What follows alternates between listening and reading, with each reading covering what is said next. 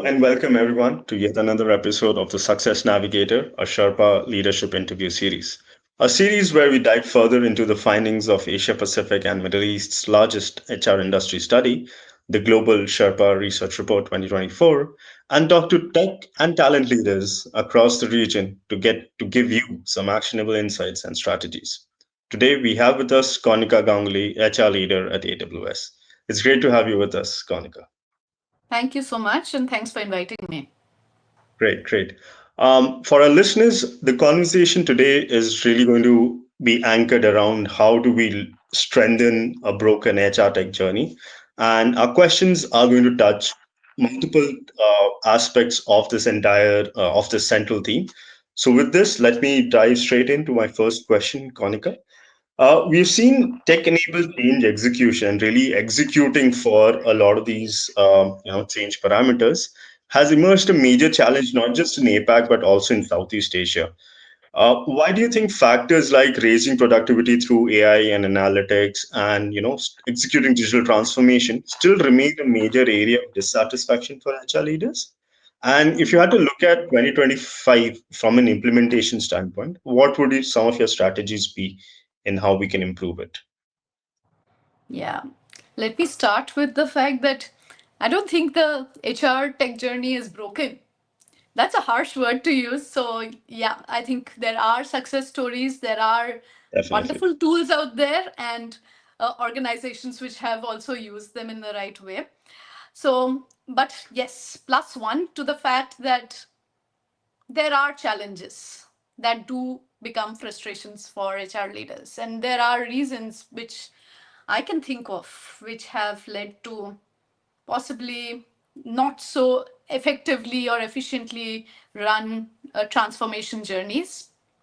Um, Acknowledging upfront that I think the current space of innovation is one of the biggest factors that is also contributing to the transformation journey's complexities, Yeah, because I think the pace of innovation today is much higher than what we would imagine and what we are used to. right.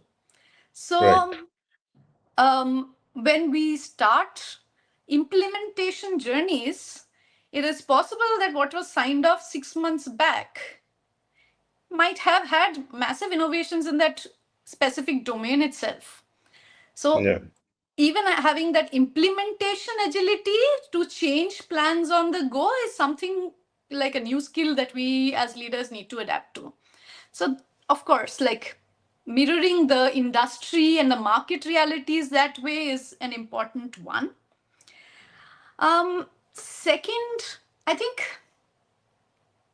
sometimes our solutions that we are driving I think as HR leaders, it's important for us to validate what is the business value prop that the transformation journey is really holding, right. whether it is actually a tangible business problem that we are solving for, Yeah, or is it a good to have? Is it because I'm implementing this because it's a great HR solution, or am I actually solving for a problem that my yeah, business is facing? So I think that is the second reality check that possibly we need to, and it could be that it was a reality 1 year back, and today my org context has shifted.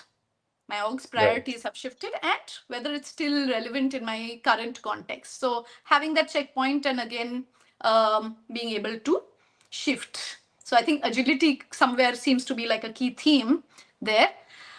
And last one, more from a tactical implementation perspective, I've experienced that in the past, but I think sometimes the products and solutions that we are looking at, the potential of the digital transformation, AI solutions, etc., from an ideal standpoint, are immense. Yeah, When you ingrain that in an org context and reality, there are multiple other variables which become critical, like what are the possibilities of integrations with other tech platforms, what are the migration journey that we are at, what is the kind of data quality that we have, our data right. availability in the first place, what is the machine learning capabilities that my product is really having, and how can we build that for future. So some of those also become implementation challenges, which inhibit us from achieving the potential or the ideal vision that we might aim for. So that these are some of those three like challenges that I can think about, Dhruv. Yeah, I think we'll keep it at that. Great. I love how you sort of touch upon both the agility aspect because a lot of it is changing on the go. So if you had to maybe look at 2025, are there some practices or how do you think HR leaders can really look at, being that agile? Is it looking at their own skills or is it about aligning with business priorities better and anticipating change better? How do you think that agility can really uh, become a part of how HR is implementing tech? Yeah, I think yes. One of the key pieces is about building awareness, being on top of the changes on the go, and being able to relook at what you're doing from that lens. So, which could be also business realities, which could be tech landscape changing. Right. So, yes, so that agility becomes a key. And then I think, again, keeping that ideal vision and realistic milestones in mind, being able to build out a plan which incorporates what is possible today and what is possible tomorrow. And having that plan phased out, setting expectations realistically with the users in whichever use case we are talking about is Right. important. And then, last but not the least, I feel having the right kind of in house talent or partners Yeah. is going to be crucial, who are going to be trusted, who can partner with you on the vision for the longer journey and be open to also shifting and building on the go. Right, right. I'm glad you brought out the point of partners and external tech solutions and tools because one of the interesting findings in our report, the Global Sherpa report, was that even in Southeast Asia, while there is alignment on certain parameters like cost optimization and data security, there's still a lot of misalignment in what HR leaders want versus what HR tech providers are, really looking at. Hmm. So, for example, even in the fact of analytics and reporting, we saw while HR tech providers are really keen on providing that, there's not a great demand from HR leaders on a tool that's enabling analytics and reporting as a key area. How do you see these misalignments playing a role in the entire tech implementation journey? And how do you think this situation can be improved moving ahead? Hmm. No, I've had very mixed experience with different kind of partners that I've worked with, and some of the key things that I can at least highlight, Dhruv, are I think the key aspect where I've found success in working with a partner is where the partner is also working with me to work backwards from the customer, and the customer could be Right. anywhere, like whether it is the organization or Right. it could be the employee, whoever is the again the user in this case. So yeah, I think working backward from the customer is going to be one of the critical elements where a partner can um, uh, drive that experience from even as an HR leader who is partnering with them perspective as a customer. Second, I think sometimes tools have a lot of brilliant features, but I think being able to make them intuitive from a user's perspective is again something that impacts the customer's journey. Um, Right. or if not possible due to multiple reasons, being able to have the right kind of learning prompts built in, etc., because a feature unless used is not going to be fruitful. So how do you build that adoption internally, even driven by tech, because we need to scale? It's not going to be a classroom training or an online training that will just drive. How do you build it into the tech from an adoption perspective? So that helps drive the adoption better. And third, I think, yeah, possibly slightly behavioral. in nature and possibly a bit philosophical as well, but sometimes the partners or product owners tend to get very much in love with the product that is designed. Yeah. So, how do you detach yourself from that ideal vision of the product you're selling? Because the product is also as effective as it is after implementation in the customer's organization. So, whether you have that customizing ability, how do we work to implement it in the most effective manner than being in love with the product sometimes always Yeah. helps. So, yeah. Great. Thank you for that, Konika. And your point around adoption actually brings me to my next question, and that's really looking at talent-centric or employee-centric tech usage, which again emerged as a major challenge, especially when it came to leveraging AI and analytics. So, how should companies really look at implementing especially newer technologies like AI and analytics, which might be newer in the market, from an employee-centric or a talent-centric approach to really raise their effectiveness. Interesting.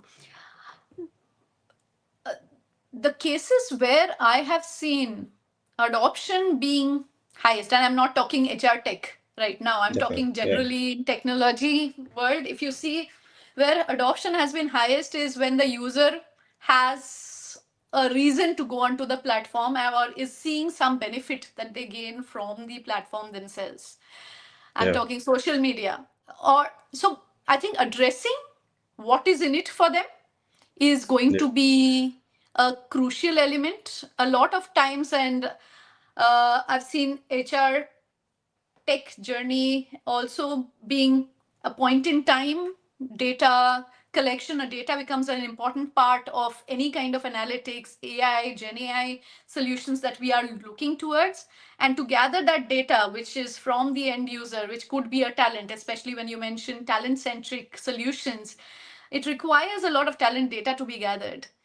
And if the person on the other end does not see a value of actually putting that data in at the first instance, and also Yeah. updating and interacting with the platform for consistent usage in future, I think then the efficacy of the solution that we are trying to drive is not going to be achieved.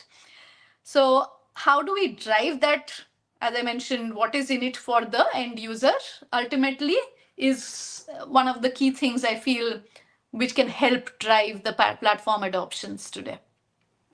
Right, right, right. And that's again one of the key challenges that we have seen, because even from an execution and agility standpoint, if HR leaders are not really able to bridge that adoption gap, as you rightly put it, a lot of investments and a lot of focus on Yep, technology might go to waste. that's right. Yep, that's the end mile that you want to achieve ultimately. Yes.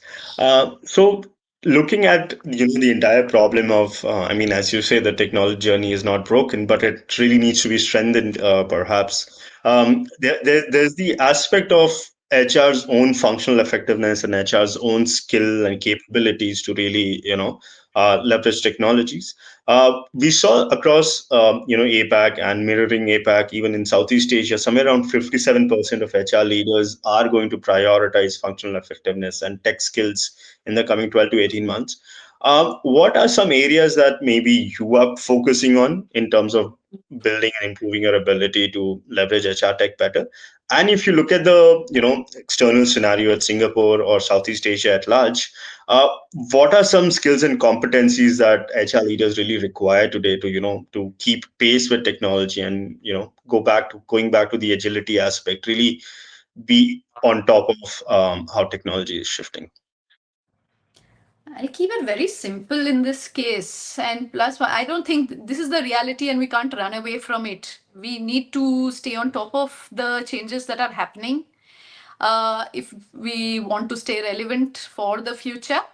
So, I think one thing that I personally am doing is, of course, understanding. Let's begin with one, like understanding Definitely. what are the kind of use cases that where I can personally leverage the technology myself. And I think there are a lot of different kind of solutions in writing prowess or gathering information from AI assistant tools, etc., which can help generate a lot of content per se, which is something that you can look at leveraging for multiple purposes, of course, in the ethical manner.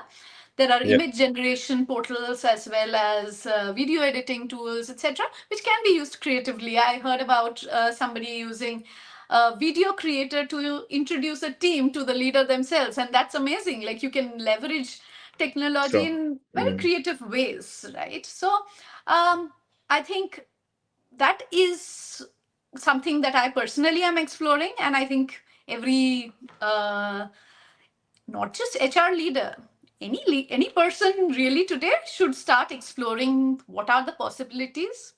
Second, I think yeah, I personally err on that, keeping it at a knowledge perspective. I've Mm. learned that I think just the knowledge doesn't help, hands on keyboard helps. Yeah, So, definitely. actually, tangibly being able to use and it relevant to your personal or professional requirements as long as it's within guidelines is important so that you start getting used to it. It's a skill that you've not had in the past. You're building a muscle in this case. So I think that becomes another important one.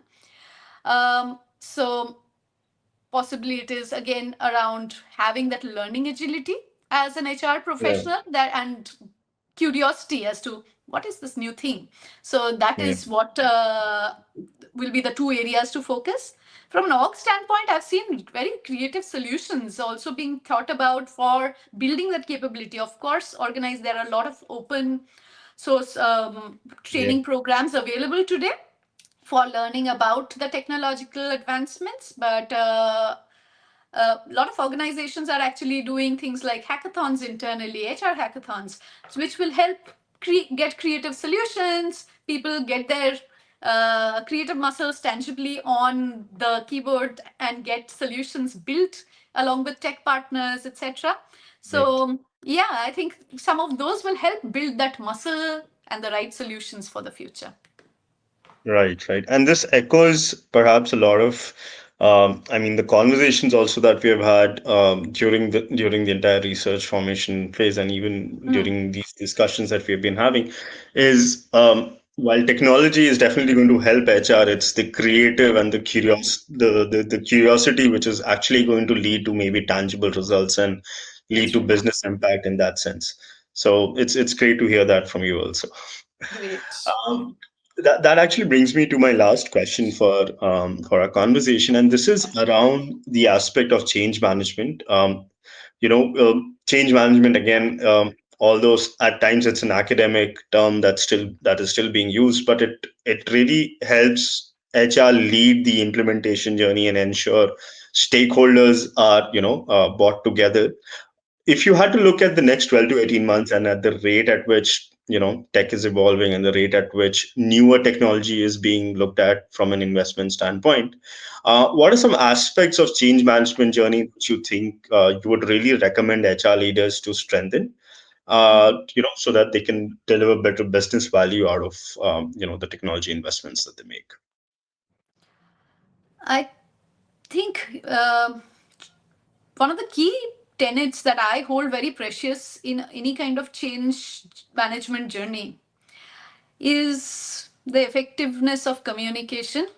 I think that is the key because while all the product solutions, structured strategy, roadmaps, etc., are great to have and drive, the one piece which actually drives that individual transition is communication, and that continues to be the tenet of any kind of change management journey, and in this case possibly digital transitions. I think digital transformation also has a fear of an unknown again. Yeah. Like say you're implementing some kind of an AI technology, again it is something that people have not been used to. You're trying to drive something new for them. One, once it is the communication of what is in it for them, as I mentioned earlier as well. But communicating that clearly, communicating the milestones that you plan to hit and at which time and framework, and also keeping them updated from your end as to what is, and when I say them, it could be the right stakeholders, it could be the end employee or the managers or the leadership team, whichever is the relevant stakeholder in that context. Providing regular updates in that scenario is important. And I think the listening ear on the other side, being able to also gather inputs, feedback, and build that back into the transition journey. I think while we talk a lot about communication and listening per se, we do the listening, the building back into the solution, and getting back that, yes, this is what we heard. And therefore, these are some shifts that we made. That Right. connect is an important one to earn trust. It is a spiral upwards. Once you earn trust, you drive further adoption and it continues. The transition speeds up. So I think that would be the key, Dhruv. Thank you for that, Konika. And I do agree. I think although communication has become a really important factor, how well are HR leaders really doing it? If I had to just maybe stay on this one point for a second, if you had to maybe imagine the CHRO's role in the next 12 to 18 months, what more can or what additional aspect can a CHRO really pull off to ensure that communication is two-way and listening is part of what they're doing actively and how the information is flowing back into the decision making? Dhruv, I'm keeping it very contextual to a digital transformation journey Yes, because yes. that is so, because otherwise it can go in multiple directions. In a digital transformation, I think maybe inbuilt surveys, etc. I will not talk about very innovative, very anything out of the box. I think sometimes it's about doing the simple things, but doing them Yeah. effectively. That is what matters. So having the right kind of survey, having those forums where people can talk about what are some user case challenges that they are facing, those ticketing solutions, reading the tickets and analyzing that data point. Those are multiple avenues where we can constantly gather data. So, so if we are able to gather that and able to showcase it back to the right stakeholder segment and talk about changes that we are building in, I think that is Yeah. good enough. We don't need anything earth shattering here. Great. Thank you. Thank you for that, Konika, and thank you for your time. There you have it, folks. Thank you to our audience for joining us. With this, I end this conversation. Thank you for your time, Konika. Thanks a lot, Dhruv. And this was a very interesting conversation to be a part of.